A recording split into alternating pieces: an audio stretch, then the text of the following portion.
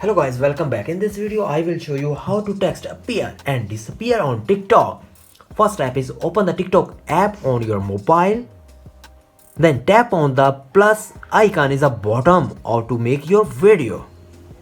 Record the video by click on and hold the shutters. Then select the check mark in the bottom right. Then click on the text in the bottom menu. Type the text which you want to appear. Change the font style and background and colors. And then tap done in the top right corner. Tap on the text you have just added and select the select duration option.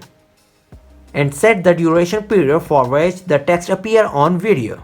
Select the point where you want to text to appear by dragging the mark inward.